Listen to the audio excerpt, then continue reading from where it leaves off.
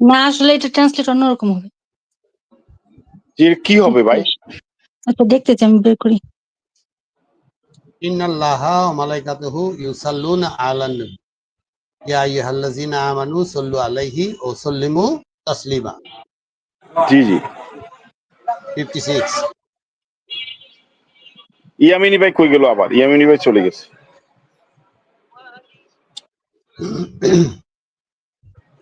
জি শিপ্রা আপু একটু যদি পড়তেন, আমি আচ্ছা একটু বাংলাটা পড়ি। নিশ্চয় আল্লাহ নবীর প্রশংসা করেন, মানে নবীর নামে সাল্লু করেন এবং তার ফেরেশতাগণ নবীর জন্য দোয়া করে। হে মুমিনগণ, তোমরাও নবীর উপর দুরূদ পাঠ করো এবং তাকে যথাযথভাবে সালাম করো। এই যে আমাদের আচ্ছা। মোসাদ্দেক ভাই নবী বলতে কেউই নাই এবং অন্যান্য কোরআনিস্টরা বলে, আসলে এটার মতো একটা হারামিপনা। ইউসাল্লুনা আলা আন-নাবী। হ্যাঁ আচ্ছা। ইন্না আল্লাহা ওয়া মালাইকাতু ইউসাল্লুনা আলা আন-নাবী, মানে আল্লাহ এবং মালাইকা, ঠিক আছে। মালাইকা মানে হলো যার কাছে যে আর কি কোরআনের মালিকানাটা পাইছে আর কি, সঠিক বুঝটা। আর আল্লাহ আর যে নাকি মালাইকা একই কথা। ইন্না আল্লাহা অর্থাৎ মালাইকাতু ইউসাল্লুনা আলান নাবী মানে হলো অনুসরণ করে নাবী মানে হলো নতুন মেসেজটার। হ্যাঁ, নতুন মেসেজ মানে হলো কোরআনের নতুন মেসেজটার ই করে, সল্লু করে, মানে কানেকশন করে আগে আল্লাহ এবং বলছিলেন তো মালাইকা। আপু, আপনি তো আগে বলছেন নবী বলতে মেসেঞ্জার না কিছু না কি একটা বলছিলেন আগে, নাবী নবী মানে রাসূল বলতে নতুন মেসেজ, নুন মানে হলো নতুন বা সিস্টেম চলমান আর কি, এটা নতুন মেসেজ আর কি একটা। হ্যাঁ, আলান নাবী মানে হলো আল্লাহ এবং মালাইকা কোরআনের সঠিক বুঝটার অনুসরণ করে। ইয়া আইয়ুহাল্লাযিনা আমানু সাল্লু আলাইহি, এখন আমানুদের বলতেছে যে হে মুমিনরা তোমরাও কানেকশন করো এই নতুন বুঝটার সাথে।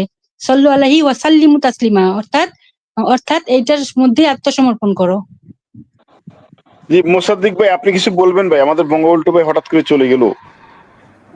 মোসাদ্দেক ভাই ভাই আমি শুনতেছি না, এই যে ব্যাখ্যাটা দিল, এই ব্যাখ্যাটা আমি কার? শর্টকাট বলবো প্লিজ। মা ভাই একটু, মা ভাই আপনার কাছে যাবো, মা ভাই আপনার কাছে যাবো। আমি এই যে নবী প্রথম যে বলছিলাম নববধূ আর বর, তাদের যে নতুন নবী আসবে ওই ব্যাপারে এই আয়াত, আমি যেটা বুঝি। আপনারা এবার বলেন। মানে এখানে আল্লাহ নবী নববধূ আর নববর এই কথা বুঝাচ্ছেন যে তারা বাসর ঘর করবে। মোসাদ্দেক ভাইয়ের কথা হলো এটা। মোসাদ্দেক ভাই জি এরপরে যে মাহবুব ভাই দুই নবী মিললে যে নতুন নবী পয়দা করবে, এটার প্রতি যে সালাম, জি ওই হইলো আয়াত, আমি যেটা বুঝি। আপনারা যা বলেন আপনাদের। মাহবুব ভাই সালামুন আলাইকুম তিপ্তু। মাহবুব ভাই আপনার কি এই আয়াত সম্পর্কে এবং আপু এবং মোসাদ্দেক ভাইয়ের ব্যাপারে কোনো কথা? না মোসাদ্দেক ভাই এখানে যে নবীর নামে সাল্লু করে, এই নবী কথাটা কি আছে এখানে? নবী রাসূল কথাটা কি হবে এখানে মোসাদ্দেক ভাই? মোসাদ্দেক ভাই প্লিজ। দেখুন এখানে আছে তাসলিমা, নাবী এখানে আসতে কথা নাবা আছে থেকে। তাসলিমা। নবীরা যে তাসলিম করবে, তাসলিম পর্যন্ত একজনের প্রতি আরেকজনের, এরপরে যেটা প্রোডাক্ট। জি সালাম। জি মাহবুব ভাই প্লিজ আপনি যদি বলতেন। অনুপম ভাই আসতেছে, একবার আসছে দেখছি চলে গেছে। মাহবুব ভাই প্লিজ সালামুন আলাইকুম তিপ্তুম বলেন। এই যে ব্যাখ্যাগুলো ওনারা দিলেন, এটা কি শয়তানের পক্ষ থেকে আসছে নাকি ওনাদের নিজেদের পক্ষ থেকে আসছে, নাকি মা দুর্গার পক্ষ থেকে আসছে, না ভগবানের পক্ষ থেকে আসছে? এটা যদি একটু রেফারেন্সটা দিতেন, কারণ আমরা তো আমাদের সোর্স হচ্ছে কোরআন এবং সুন্নাহ হাদিস। হ্যাঁ, ওনারা কি নববধূ আরো কি কি বললেন, এগুলোর রেফারেন্সটা কি? মানে এই বক্তব্যের তো একটা রেফারেন্স থাকবে যে made in China, made in শয়তান, মেড ইন মেড ইন ছাগল, মেড ইন গরু, একটা কিছু তো থাকবে। হ্যাঁ, তো আমি তো বুঝতেছি না সেই বিষয়ে। এটার উত্তর শুনেন, মেড ইন মা দুর্গা, দুর্গার হাতে দেখেন কিছু কিছু থাকে সিম্বল। মেড ইন, হ্যাঁ মেড ইন মা দুর্গা। হ্যাঁ, মা দুর্গা মানে যারা কোরআনকে অপমানিত করতে চায়, যারা কোরআনকে ঘরের ভিতরে পাড়ায়, কোরআনের অর্থ হ্যাঁ জানেন? কোরআনকে অপমানিত করে, তাদের দ্বারা এগুলো সম্ভব। এগুলো মা দুর্গার পক্ষ থেকে আসতে পারে, আপনি যেহেতু বলে ফেলছেন। এগুলো ওই ধর্মের লোকদের কাছ থেকে আসতে পারে, এটা আমরা বিশ্বাস করি এবং সেটা প্রমাণিতও হচ্ছে, বাস্তবে সেটা প্রমাণিত হচ্ছে। ধর্ম নাই, শুনেন আমি জীবন বিধান করি, ধন্যবাদ আমার ধন্যবাদ। ধর্ম নাই। তার মানে ইট ইজ মেড বাই মা দুর্গা, এই ব্যাখ্যাটা। আমি আর কিছু আপনাকে জবাবটা দিলাম বোঝার জন্য। আপনি যেহেতু কোরআন পড়তেছি, দুর্গা এই হিন্দু নিয়ে আসলেন কেন? না, আপনি যেটা ওইটা তো বলছেন আমি তো জবাব সেটাই আছে। বলতেছি, আমি তো আপনার কথার বাইরে বলতেছি না, আপনি যেটা শোনাইছেন আলী ভাই, আমাদের আপনি আমি যেটা সেটাই বলছেন আমি রিপিটেশন। বলছি, আপনি বুঝেন, আমি হ্যাঁ, দুর্গাতে বুঝাইতে পারবো। দুর্গা অর্থ কি? দা রা গা, দাল রা গা, আমি বুঝাইতে পারবো। দাল রা গা দেখি হয়। কৃষ্ণা দিয়ে আচ্ছা বুঝাইতে পারবো, রাধা দিয়ে আচ্ছা বুঝাইতে আচ্ছা। পারবো যদি বুঝেন। আর যদি বলেন না, না না না না আবার না না, বুঝাই বলেন শয়তান বুঝে অনেক না, কিছু পারে না, তাহলে শয়তানের পক্ষ আপনার থেকে গুণা নয়। অনেক কিছুই সম্ভব। হ্যাঁ, শয়তানের ব্যাখ্যায় অনেক কিছুই সম্ভব। আর ভাই, কেউ আছে শয়তান যদি এরকম? মানুষের না থাকে তো জ্ঞান হইতো নাই, হ্যাঁ তো আগিলা।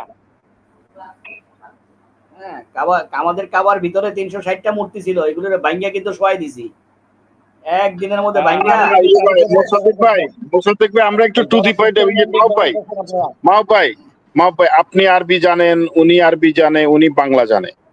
তো আমরা এতক্ষণ পর্যন্ত শিপ্রা আপু মোসাদ্দেক ভাইয়ের সাথে যে আলোচনাটা করছিলাম, জি ওনাদের সে আলোচনার মুখ্য বিষয় ছিল ওনারা নাজিল হচ্ছে ওনাদের কাছে অবশ্যই কথাগুলি, এবং সেই ক্ষেত্রে ওনারা সেই প্রেক্ষিতে কোরআনের অনুবাদটা করছে। ওনারা প্রচলিত বলতে কিছু না, ওনাদের কাছে আল্লাহ যখন কোরআন পড়ে তখনই ওনাদের কাছে নাজিল হয়। ও আচ্ছা সেই আচ্ছা হিসাবে আচ্ছা। আপনি আপনার কাছে এটার অর্থ আছে কিনা, বা মোসাদ্দেক ভাইরা বলছে, আপনি অন্য দিকে গেলে তো তর্ক হবে, আপনি বুঝিয়ে ওনাদেরকে কোরআনটা সহি শুদ্ধ যেটা সেটাখানে আনেন। রাগারাগি করে তো লাভ নাই, আপনি রাগারাগি কত করবেন, কয় হাজার লোকের সাথে করবেন? আপনি একটু আলোচনা আসেন, মোসাদ্দেক ভাই কি বলছে সেটা ভুল হচ্ছে আমাদের কোথায় আমাদের সেটা দেখাই শোনেন দিন। শোনেন, হ্যাঁ আমাদের এই আয়াতটা নাজিল হয়েছে নবীর কোরআন প্রতি থেকে দুরূদ পাঠ আহসানুল করার হাদিস বিষয়ে। নাযিল হয় ইনস্ট্যান্ট। নবীর প্রতি দুরূদ পাঠ করার বিষয়ে আয়াতটা নাজিল হয়েছে। মোসাদ্দেক ভাই প্লিজ, মোসাদ্দেক ভাই উনি শেষ করুক, মোসাদ্দেক প্লিজ, প্লিজ ভাই, উনি শেষ করুক, আপনি যথেষ্ট সময় পাবেন। ইন্নাল্লাহা ওয়া মালাইকাতুহু ইউসাল্লুনা আলান নবী ইয়া আইয়ুহাল্লাযীনা আমানু সাল্লু আলাইহি ওয়া সাল্লিমু তাসলিমা। এটা কত সুন্দর একটা আয়াত। আমাদের যতগুলো আয়াত আছে নবীর প্রতি যে প্রশংসা করার বা নবীর প্রতি দুরূদ পাঠ করার, সালাত শব্দটা, সাল্লু শব্দটা বিভিন্ন অর্থে ব্যবহৃত হয়, দোয়া অর্থে ব্যবহৃত হয়। আমরা জানি যে এই যে সালাত, আমরা যে সালাতে সূরা ফাতিহা পড়ি, সূরা ফাতিহার আরেকটা নাম হচ্ছে সালাত। ঠিক তেমনি সালাত শব্দটা বিভিন্ন অর্থে ব্যবহৃত হইতে পারে। যে এখন আয়াতের কনটেক্সটে, আয়াতের বিষয়বস্তুর উপর নির্ভর করে আমাদের সম্মানিত যারা তাফসীর কারক এবং হাদিসের রেফারেন্সে যে সমস্ত বিষয়গুলো আসে, সেখান থেকে এটা সাল্লু শব্দের অর্থ দুরুদ পাঠ করার কথা বলা হয়েছে। এবং আল্লাহ নবীর প্রতি দুরুদের যে বিষয়টা, এটা সালাতের মধ্যেও আমরা একটা দুরুদের একটা অংশ পড়ি, যেটা বৈঠকে, প্রথম বৈঠক এবং শেষ বৈঠকে যদি 4 রাকাত হয় বা 2 রাকাত হয়, সেখানে আমরা দুরুদ পাঠ করি। শুধু নবীর প্রতি দুরুদ পাঠ করি না, নবীর ইব্রাহিমের প্রতিও আমাদের দুরুদ পাঠ করার শিক্ষাটা এখানে দেওয়া হয়েছে। তো এটা হচ্ছে আমাদের রেফারেন্স ভিত্তিক বক্তব্য। এর বাইরে যত বক্তব্য আছে, এটা মেড ইন মা দুর্গা হইতে পারে, মেড ইন চায়না হইতে পারে, মেড ইন শয়তান হইতে পারে, এটা যে কেউ যার মতো করে দিতে পারে, যেমন একটু আগে শুনলাম। জি, ধন্যবাদ। জি, আপনার প্রতি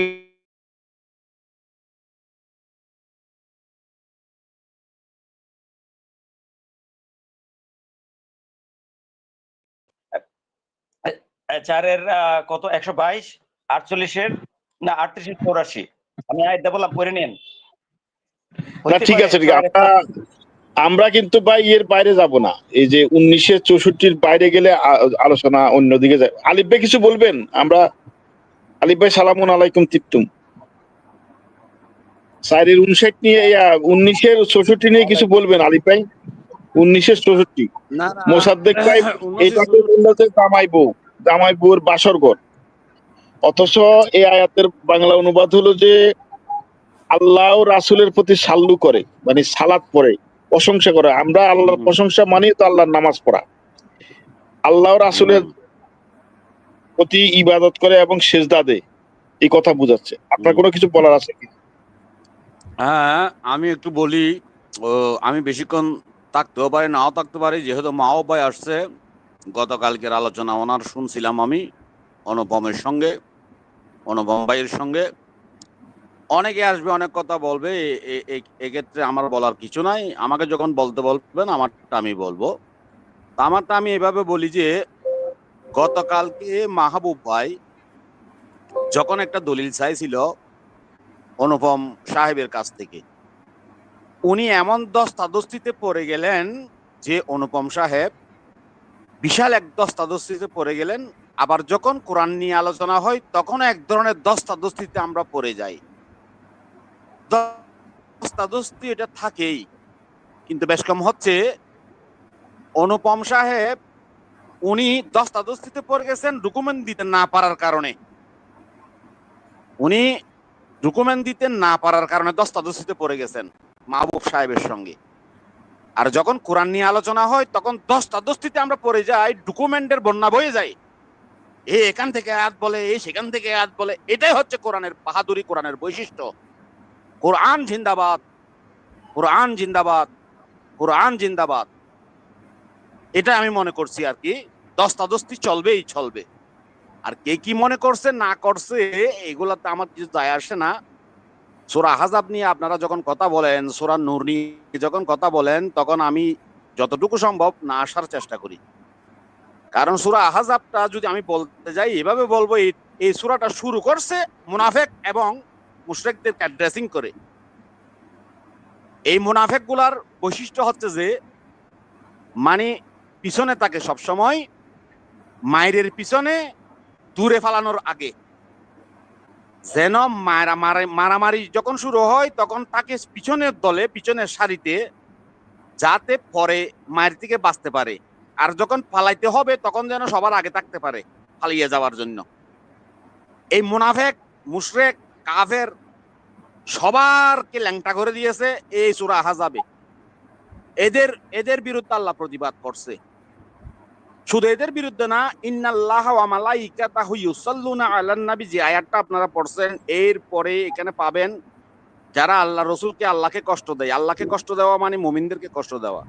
এবং এরপরে আবার বলছে মুমিনদেরকে যারা কষ্ট দেয় তাদের জন্য আযাবুল আখিরা, দুনিয়াতেও আযাব, পরকালেও আযাব। এরা মানসিক শান্তি পাবে না, এরা আত্মমর্যাদাহীন, এরা সব জায়গায় লাঞ্ছিত। আর আল্লাহ বলছেন যে এই সূরা আহজাবের শেষ আয়াত, না আমরা 1964 পড়তেছি। আপনি না, আমি একটু ভাই আমি চলে 1966 যাবো। আমাকে একটু শেষ করতে দেন, যেহেতু অনুপম ভাইকে আহ্বান করছেন, সবকিছু একসাথে বলে দিচ্ছি। সূরা আহজাব শুরু হয়েছে, আয়াতটা শেষ আয়াতটা, আহজাবের প্রথম আয়াত এবং শেষ আয়াত দুইটাই পড়েন, দেখবেন যে এই সূরার সমস্ত কাহিনী পেয়ে যাবেন। শেষ আয়াতে কি বলেছে সেটা আগে দেখেন, প্রথম আয়াত তারপরে দেখেন। আর বিস্কানের গোলা নিয়ে তাফালিং করার দরকার নাই। যদি হয় কারো বুকে যদি শক্তি থাকে, সাহস থাকে, 1 to 1 আমার সঙ্গে একদিন বসাই দেন, যে হোক আমার সাথে বসাই দেন। ধন্যবাদ। তাহলে ধমক দিয়া 1964 আর পড়লেন না, ডরেন না। আমরা মাহবুবের সাথে চলে যাব। মাহবুব কিছু বললে বলেন, মাহবুব বলেন, অসুবিধা নেই। মাহবুব বলেন। অনুপম ভাই কিন্তু খুব চেষ্টা করতেছে, ওনার নেট মনে ভালো না, উঠাইতে পারতেছি না ওনার। আমার কথা তো একটাই, যারা রেফারেন্স দিয়ে কথা, আমি যেমন সতীতা প্রধানিয়া রেফারেন্স দিয়ে কথা বলছি, আমার রেফারেন্স যদি আপনাদের ভুল প্রমাণিত করতে পারেন, ওকে ফাইন, যে মাহবুব সাহেব যে রেফারেন্স গুলো নিয়েছে সব ভুয়া। তো আমি আসছি, তো অনুপম সাহেব এখনো আসতে পারেন নাই, হয়তো কোনো প্রবলেমে আছে, ভবিষ্যতে হয়তো আসবে। তো এনিওয়ে, আমাদের ইসলাম ধর্মটা সবচেয়ে মানবিক ধর্ম। অনেকেই বলে যে ইসলাম ধর্ম পালন না করলে তাকে, কেউ যদি ইসলাম থেকে বেরিয়ে যায় তাকে হত্যা করার বিধান আছে। এই প্রশ্নের আগে আমি জানতে চাই, হিন্দু ধর্ম থেকে বেরিয়ে গেলে তাদের ধর্ম কি বিধান আছে, খ্রিস্টান ধর্ম থেকে বেরিয়ে গেলে তাদের ধর্মে কি বিধান আছে, এগুলো আগে তারা খোঁজ করুক। কেউ যদি ডকুমেন্ট চায় আমি ডকুমেন্ট দিতে বাধ্য, কেউ যদি ডকুমেন্ট চায় আমি ডকুমেন্ট দিতে বাধ্য, আমি এবং আমার কাছে রেডি আছে। আমরা তো তোমাদের ধর্ম নিয়ে গুতাগুতি করি না, আমি জানতেও চাই না। আর আমাদের সেরকম কোনো ইয়াও নাই যে আমরা প্রতিদিন ওই একটা বেদ, একটা রামায়ণ নিয়ে আমরা উল্টাপাল্টা কথা বলবো, বা কোনো ধর্মগুরুকে নিয়ে উল্টাপাল্টা কথা বলবো। এই নব্য নাস্তিক, এই তাদের সাথে যোগ হয়েছে এই যে কিছু আহলে কোরআন। হ্যাঁ, আসলে তারা নাস্তিকই, নাম দিছে আহলে কোরআন, হাদিস মানি না, শুধু কোরআন মানি। এই কিছু বাটপার এবং এই নাস্তিক সমাজ এবং সনাতন ধর্মের কিছু লোক নিজেদেরকে মাঝে মাঝে আহলে কোরআন পরিচয় দেয়, মাঝে মাঝে নাস্তিক পরিচয় দেয়। এবং কিছু স্বঘোষিত নাস্তিক, প্রকাশ্য নাস্তিক, তাদের এই যে উল্টাপাল্টা যে কোরআনের ব্যাখ্যা, তুমি কোরআন বাবারে, তুমি তোমার ধর্ম, তুমি নাস্তিক হও, তুমি নাস্তিক, তুমি নাস্তিকতা নিয়ে থাকো। তুমি যখন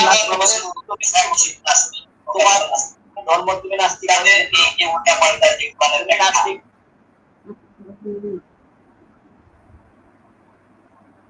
হ্যালো সিরাজি ভাই, শোনা যায়?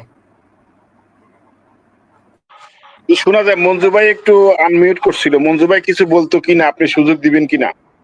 মঞ্জু ভাই বলেন, মাহবুব ভাইয়ের কথার এগেইনস্টে কিছু কথা আছে কি? আমার কথা শেষ করে দিই, আমি এক মিনিট লাগবে আমার। আচ্ছা, ঠিক আছে। আমার কথা হলো, তোমরা যে সমস্ত অভিযোগগুলো ইসলামের উপর আনো, এই সবগুলো হচ্ছে ভুয়া। এগুলি সবগুলি ভুয়া, এবং এগুলি বাতে মানে একাধিকবার বিভিন্ন ব্রাদার রাহুলের লাইভে, জাকির নায়কের লাইভ প্রশ্নোত্তরে এগুলো মানে সানডে মানডে ক্লোজ করা হয়েছে, এগুলোর পোস্টমর্টেম করা হয়েছে বহুবার। তারপরে ওই একই প্রশ্ন ঘুরে ফিরা, ওই 6 বছর 9 বছর, ওই যুদ্ধবন্দী দাসী, ওই আয়েশা রাদিয়াল্লাহু আনহার বয়স্ক, মানে ঘুরে ফিরা কই একই। এই ইলিমের 4টা 5টা কিছু ট্যাবলেট একই সময় এই একই খাইতেছে আর বমি করতেছে, খাইতেছে আর বমি করতেছে। কারণ তাদের কাছে তো কোনো চালান নাই। চালান থাকলে তো এই 2টা 3টা প্রসঙ্গ সারাদিন ইসলামের সমালোচনা করতো না, এবং সবগুলোর এগুলো জবাব আছে, জবাব দেওয়া হয়েছে বহুবার। জি, ধন্যবাদ। আচ্ছা, আপনি যে গালাগালি গুলো করলেন, এগুলো কোন আয়াত থেকে, কোরআনের বা হাদিসের কোন আয়াতে আছে একটু বলবেন? আমি কোনো গালাগালি করি নাই রে ভাই। হ্যাঁ, করছেন, কালকেও করছেন, আজকেও করছেন। কালকের কথা কোন আয়াত থেকে? আপনার কানেও সমস্যা, মাথায়ও সমস্যা, আপনার কানেও সমস্যা, মাথায়ও সমস্যা, চিকিৎসা করেন। সমস্যা, হ্যাঁ। আচ্ছা, আপনি তো কোরআনের বলেন যে উল্টাপাল্টা অর্থ করে, আপনি আমাদের কোরআনের আলিফ লাম মিম এই 3টা অক্ষর দিয়ে কি বুঝাইছে একটু বুঝাই দেন। জি জি, এটা আমি এখনই দিচ্ছি। আপনি আলিফ লাম মিম, এটার অর্থ হচ্ছে, এটার অর্থ না জানাটাই হচ্ছে তার অর্থ। এই কারণ আল্লাহ সুবহানাহু ওয়া তাআলা, আমি শেষ করে দিচ্ছি, শেষ করে এরপর আপনি আমার ইচ্ছা মতো পিটাইয়েন। আল্লাহ না, সুবহানাহু ওয়া পিটাইতে যাব না, আমি আপনার মতো অভদ্র না, বলেন। হ্যাঁ, আল্লাহ সুবহানাহু ওয়া তাআলা বলছেন একটা আয়াতে, আয়াত নাম্বারটা আমি দিচ্ছি একটু পরে, যে আমি 2 প্রকার আয়াত নাযিল করছি, একটা হচ্ছে মুহকাম আর একটা হচ্ছে মুতাশাবিহাত। আর যারা রূপক অর্থে যে আয়াত, বাংলা অর্থ কি?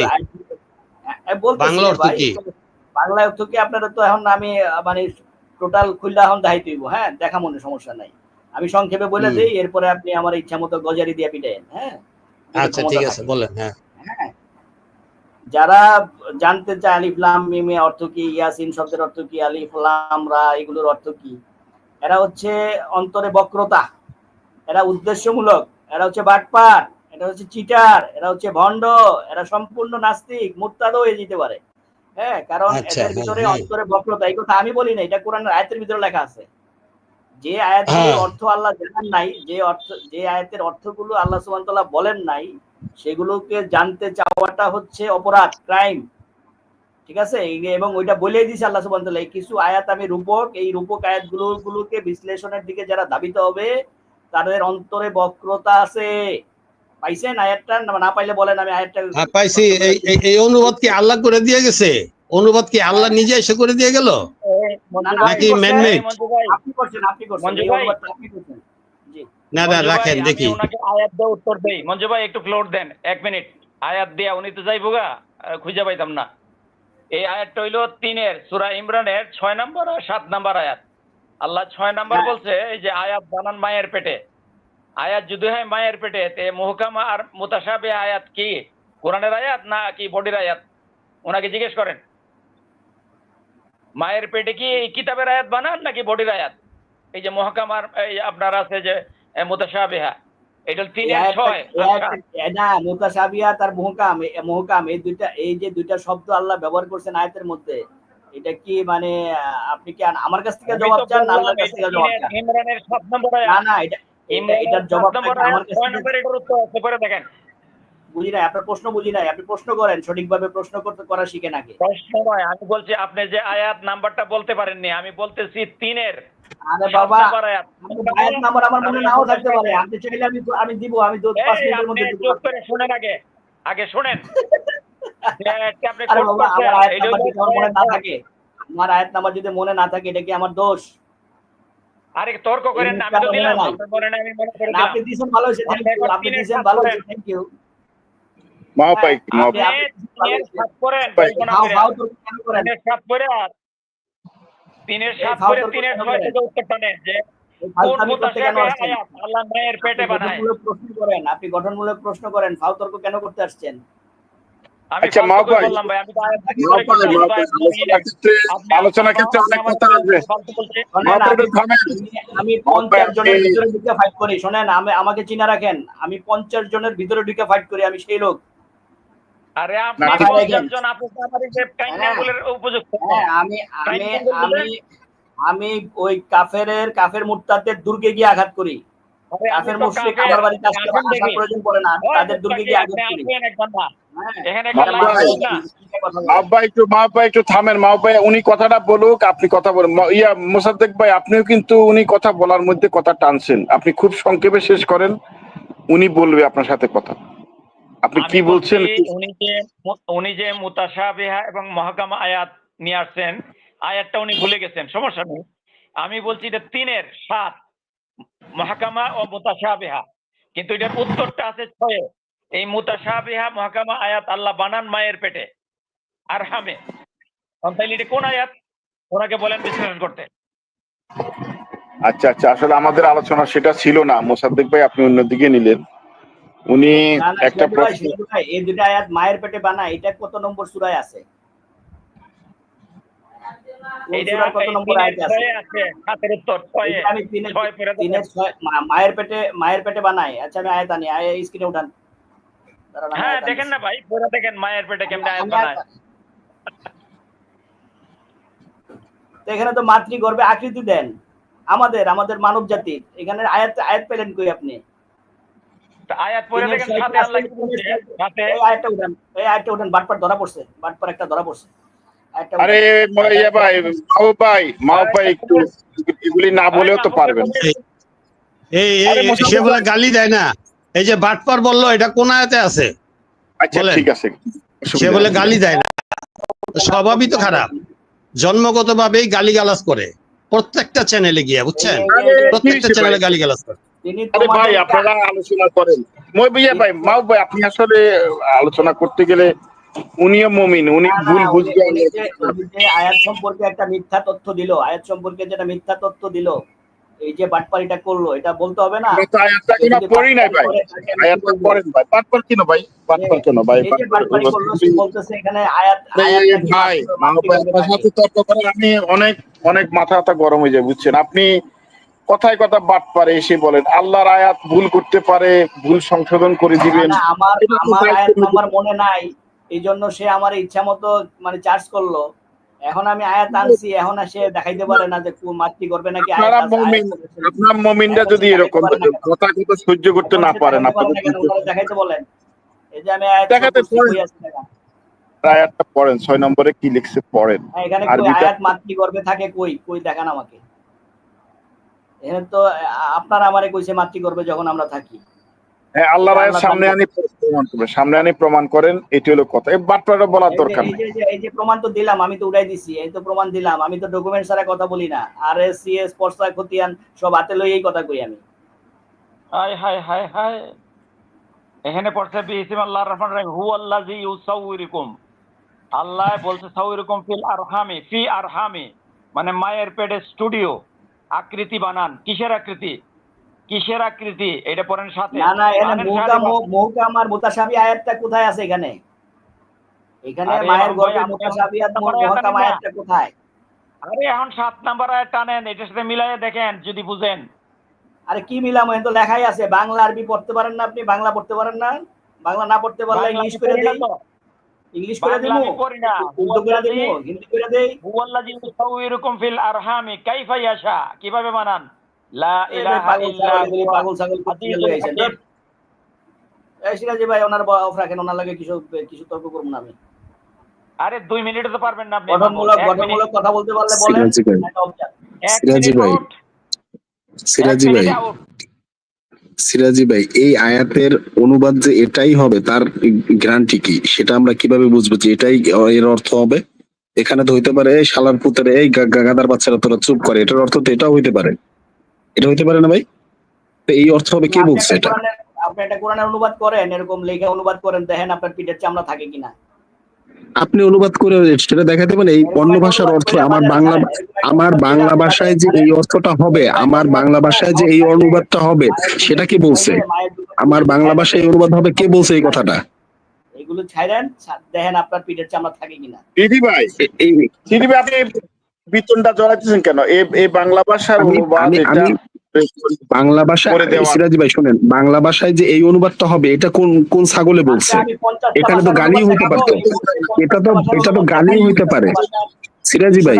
এখানে হইতে পারে যেখানে পাও সেখানে, যারা মানে কোরআনের একটু বিপরীতে আচরণ করবে, যেখানে পাও সেখানে ধরে মারো, এই কথাও তো হইতে পারে অনুবাদ। কে বলছে এই কথাটা? দিদি ভাই, আপনি মতো আলোচনাটা মনে হয় কি করতেছেন বুঝলাম। এটা অনুবাদ, আমরা অনুবাদের উপর নির্ভর করে চলছি, সেই অনুবাদটা আমাদের সামনে। এখন ওই অনুবাদের বিকল্প অনুবাদ দেখামু। আরে মা ভাই,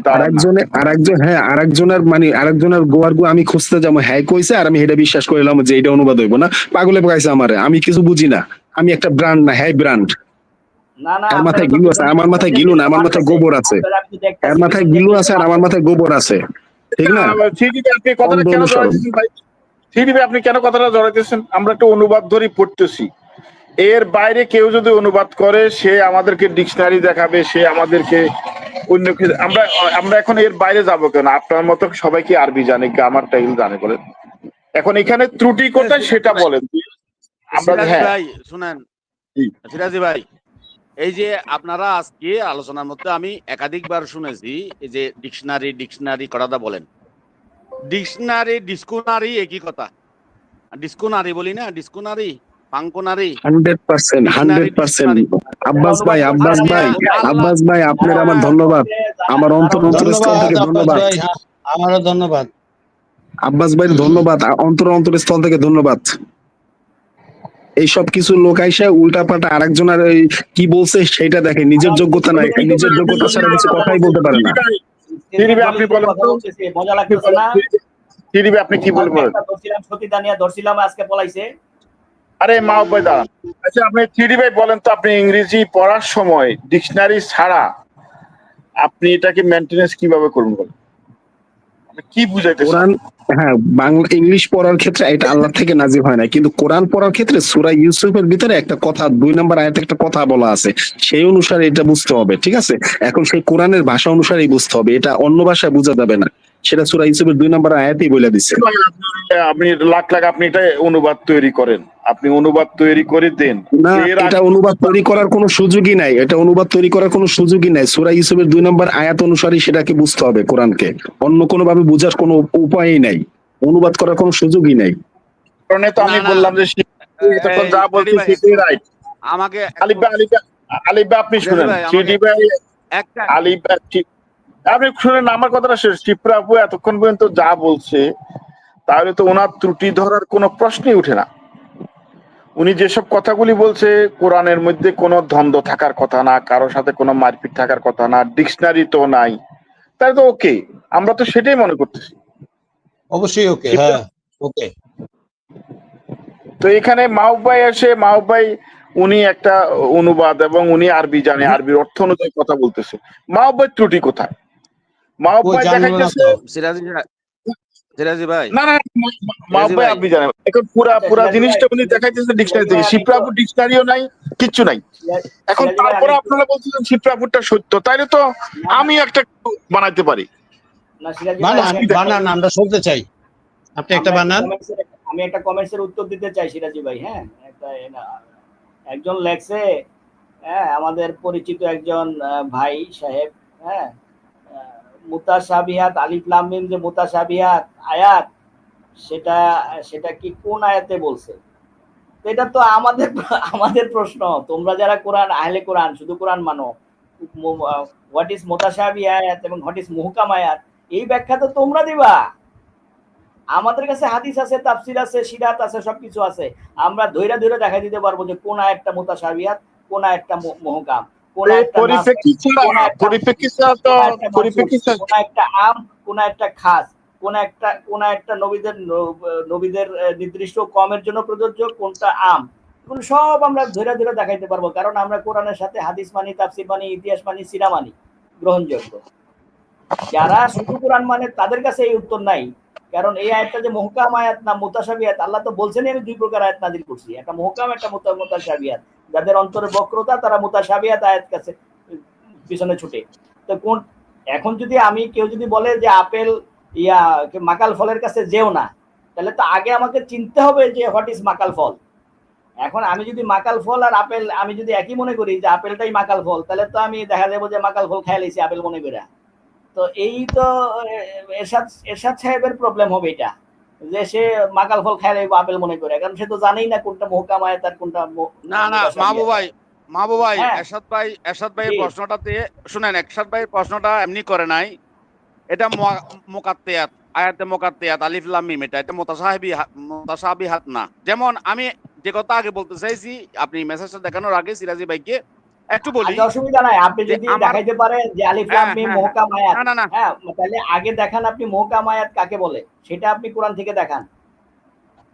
না মাহবুব ভাই আপনি একটু না আপনি আমাকে আগে, আশ্চর্য, আমি না চিনি রে ভাই, আমাকে তো আগে চিনিতে হবে যে এটা কলা গাছ, এটা আম গাছ, তারপরে না আমি বুঝবো যে হয় এটা, নাহলে তো আপনি আমার জান দিয়ে কইবেন যে কলা গাছ, কলা দিছি না। মাহবুব ভাই আপনি হয়তো শুনেন নাই, এটা মুতাশাবিহাত, এটা মুহকাম আয়াত।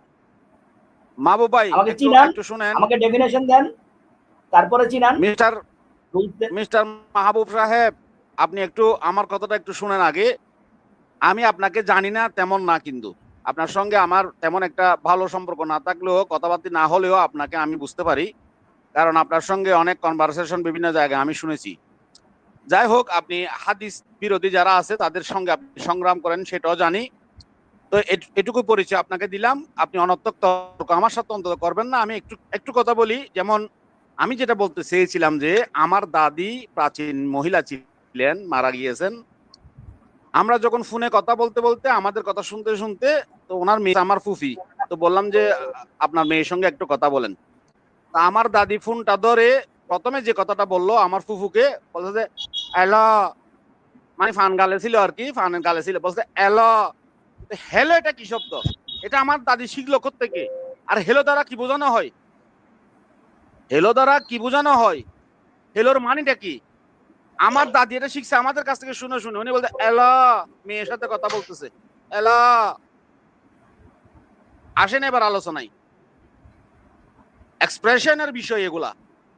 এক্সপ্রেশনটা বিভিন্ন যুগে যুগে পরিবর্তন হয়, মানুষের সবসময় কথাবার্তা পরিবর্তন হয়। আমরা এখন বাঙালিরা যারা আধুনিক ছেলে পেলে, সবাই সাবলীল বাংলা ভাষা জানে না কাকে বলে। এদের ভাষাগুলোর সঙ্গে ইংরেজি মিস, উর্দু মিস, ফার্সি মিস। এখন ছেলেরা কথা বললে আমরা সুন্দর করে বাংলা ভাষায় কথা বলে এটা বলতে পারবো না। তাদের ভাষাগুলা ইংরেজি মিশ্রিত, বিভিন্ন ভাষা মিশ্রিত। আমার ছেলের ভাষাও সেরকম। আমার ছেলের ভাষার সঙ্গে আমার দাদার ভাষার কোনো মিল নাই। আমার দাদারা চেয়ারকে বলতো কেদারা, একদিন বলতেছে কেদারা নিয়ে আসো, বুঝতেছি না। আমার দাদারি বলতেছে, আমার দাদা বলছে কেদারা নেওয়ার জন্য, হয়তো চেয়ার হতে চেয়ার। আমি চেয়ার নিয়ে গেছি, আমার দাদি এসে বলতেছে তুমি নাতিরে চেয়ার বলবে জানা, এটা কেদারা বলছো কেন? না আলিফ লাম মিম মুতাশাবিহাত, এগুলো যে ব্যাখ্যা সাপেক্ষ আয়াত, এটা একটু বলেন আপনি। এগুলোর সঙ্গে আপনি কোরআন বিশ্লেষণ করতে গিয়ে আপনারা যে তালগুলো পাঠান, এই ডিকশনারি বলেন সে বলেন, এগুলো ভালো না, বুঝছেন? আলিফ সাহেব মূল প্রসঙ্গে জানে, মানে আনুষঙ্গিক কথা না বলি, হ্যাঁ, মূল প্রসঙ্গে কথা বলেন। এই যে আলিফ লাম মিম, আলিফ লাম রা, এগুলো যে মুতাশাবিহাত আয়াত, আপনি কিভাবে রিকগনাইজ করলেন যে এটা মুতাশাবিহাত? কোন আয়াতের ভিত্তিতে? এগুলা মুতাশাবিহাত না, এগুলা হরফে মুকাত্তিয়াত। এগুলা হরফে মুকাত্তিয়াত। আচ্ছা, যেটাই হোক, এক জিনিস, মুকাত্তিয়াত এক জিনিস না। এটা কি ব্যাখ্যা সাপেক্ষ নাকি ব্যাখ্যাবিহীন? এই আয়াতগুলো কি ব্যাখ্যা সাপেক্ষ নাকি ব্যাখ্যাবিহীন?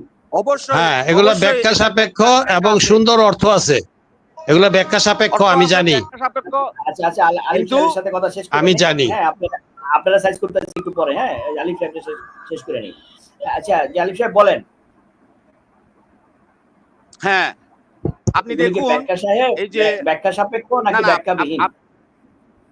এগুলা শুনেন, আমি যদি ব্যাখ্যা সাপেক্ষ বলি, এখন আপনি আমার কাছে ব্যাখ্যা চাইবেন, কিন্তু আমি এগুলার ব্যাখ্যা আপনাকে দিতে যাব না।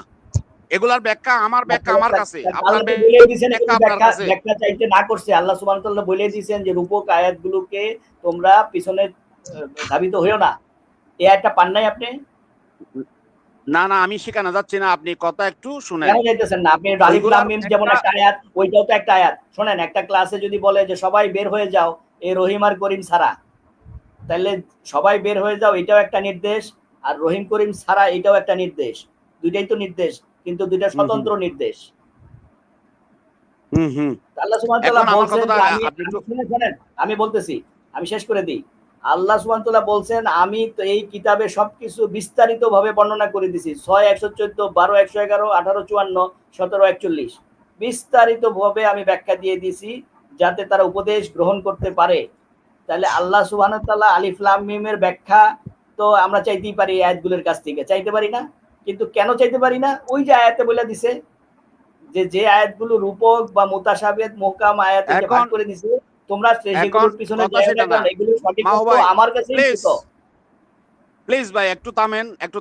আপনি এত ইন্টেলেকচুয়াল হয়েন না। না, এত বাইরে ভাই শুনেন, আমরা অশিক্ষিত মানুষ, এত বেশি ইন্টেলেকচুয়াল হয়েন না। একটা সেলফ স্টিম হাই করে কথা বলেন না। আমাকে একটু শুনেন। আমি আপনার কাছে টাকা পাই, মনে করেন আপনার কাছ থেকে আমি টাকা পাই, আপনি আমাকে আজকে টাকা দেওয়ার কথা ছিল। এখন আমি আপনাকে ফোন করলাম। আরে ভাই রাখেন না, একটু শুনেন না। আরে শুনেন না ভাই, একটু না শুনলে তো আপনি শুনতে হবে তো।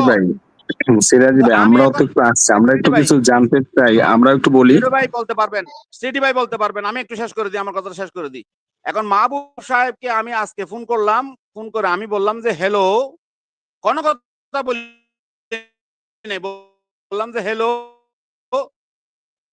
মাহবুব সাহেব আমাকে উত্তর দিচ্ছেন যে ভাই আধা ঘন্টার ভিতরে আপনার টাকা আমি পাঠিয়ে দিচ্ছি। আমি তো ওকে টাকার ভিতরে আপনার টাকা পাঠিয়ে দিচ্ছি। আমি তো আরে টাকা চাইনি, আমি তো হেলে বলছি শুধু। বলেন, কথা বলেন। আব্বাস খলিফা ভাই, আপনার সাথে একটা কথা বলি। রয় ভাই, এই দুইজন আব্বাস খলিফা ভাই এবং রয় ভাই একটু বিষয়টা খেয়াল করবেন। আমরা হয়তো পরশুদিন একটা বিষয় দেখলাম যে ক্যালিফোর্নিয়ার 3জন মানে ক্যালিফোর্নিয়া ইউনিভার্সিটির 3জন লেকচারার কোয়ান্টাম এর পরে নোবেল পুরস্কার পাইছে, এবং তার আগে পাইছে চিকিৎসা বিজ্ঞানের উপরে। জাস্ট একটা ধারণা। এখন আসি মেইন প্রশ্নে। মেইন প্রশ্নটা হচ্ছে, আব্বাস খলিফা ভাই একটু ভালো করে মনোযোগ দিয়ে শুনবেন, আর সকলেই চাইলে শুনতে পারেন। প্রশ্নটা হলো, আমাদের যারা কোরআনের দাবিদার আছে, তাদেরটা দাবি হচ্ছে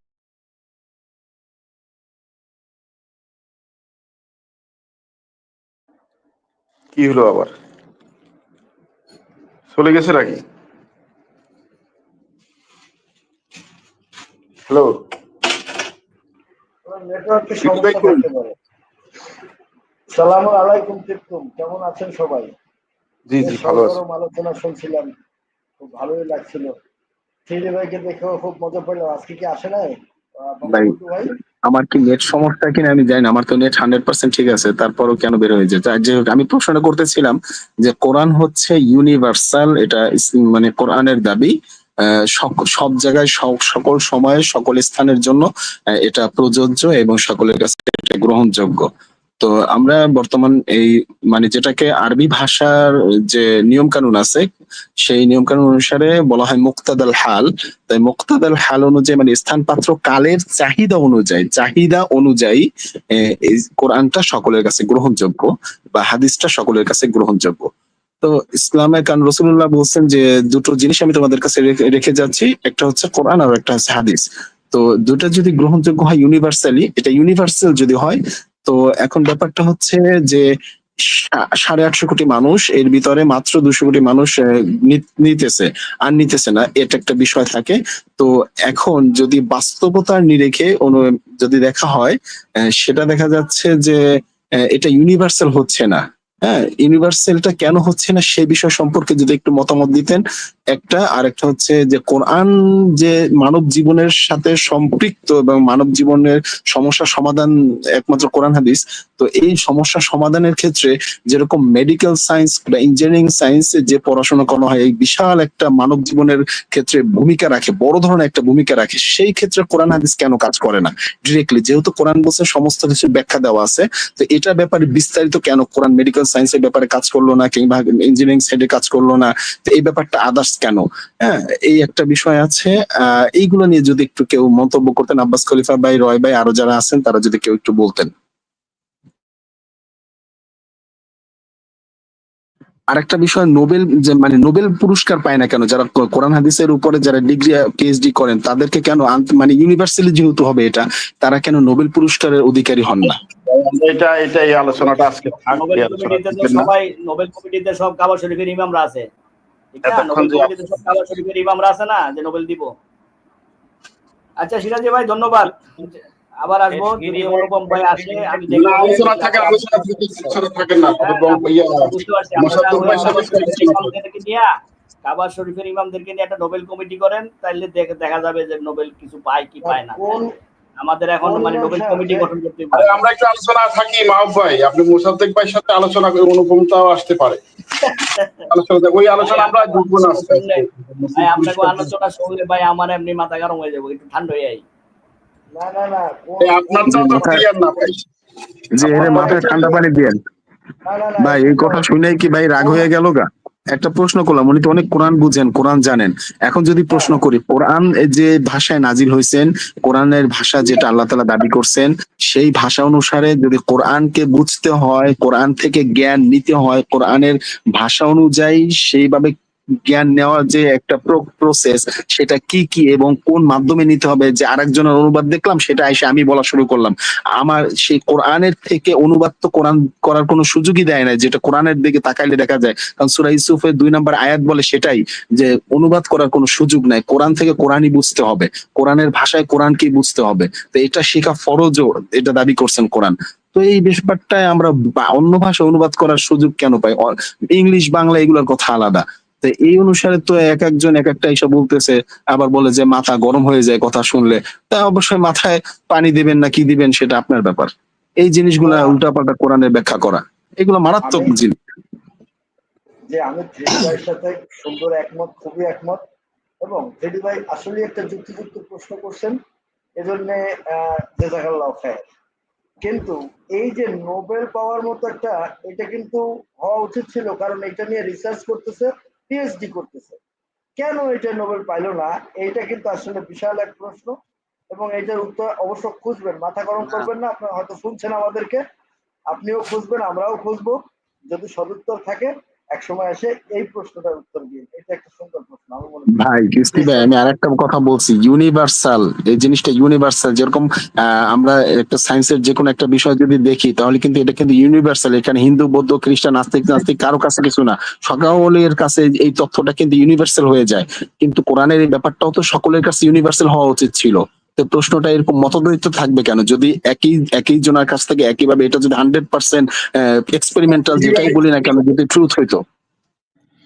আমরা আলোচনাটা করবো, তো আপনার আলোচনা বুঝলাম না আসলে, বুঝি সবাই তো ঠিক আছে। আবার এত প্রশ্নের বিশ্লেষণ লাগে না। থ্রিডি ভাই ঠিকই বলছে, কিন্তু যারা এই যে কোরআন নিয়ে তর্ক করে, আসলে এরা তো কোরআন পড়ে নাই।